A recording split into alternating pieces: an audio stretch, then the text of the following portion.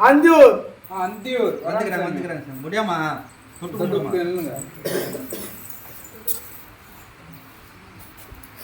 யாருக்கு திருமணத்துக்கு கேட்க வந்தது? அப்புறம் என்ன நீ போய் உட்காந்துட்ட? நீ என்ன ஊரு? திருமணத்துக்கு கேட்க வந்தீங்க, நில்லுங்க, மிச்சாலும் போகலாம். உன்னுடைய குடும்பத்தை பார்த்தேன் தாயே, உன்னுடைய மக்களை பார்த்தேன், உன்னுடைய தொழிலாளங்க கருப்பசாமி உத்தரவிட்டு இன்னைக்கு பெண் அப்படின்னு பார்த்து எல்லாம் தொலைவி சலிச்சு போச்சு.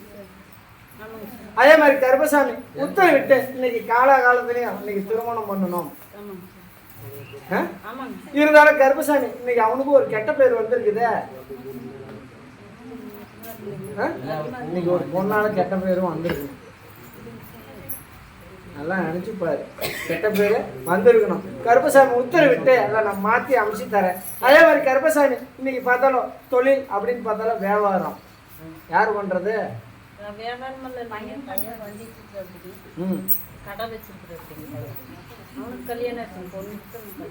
அதான் கேட்கல. திருமணத்துக்கு வியாபாரம் என்ன?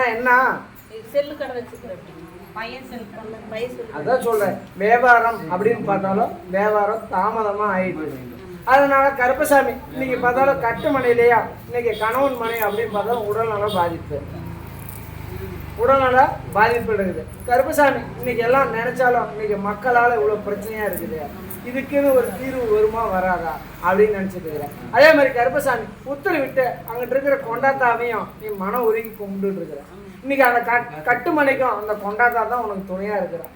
உன் குலதெய்வமும் வரல, நீ எல்லாம் ஏடு எடுத்து பார்த்த, எல்லாத்துக்கும் நீ செய்யற, 4 பேர்த்துக்கு தானமும் பண்ணிட்டு தான் இருக்கிற. அதே மாதிரி கருப்பசாமி உத்தரவிட்டு இன்னைக்கு பழனி ஆண்டவனுக்கு வேண்டுதல் ஒன்று வச்சிருந்தியா செய்யாது இருக்கிற.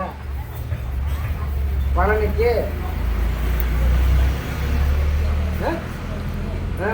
ஏன் காவடி எடுத்து சுற்றி வர நல்ல ஒரு வேண்டுதல் ஒன்று இருக்குது.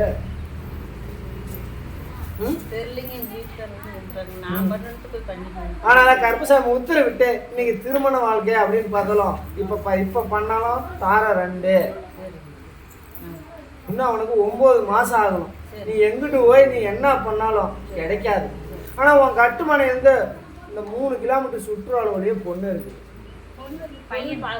அதான் சொல்றேன்,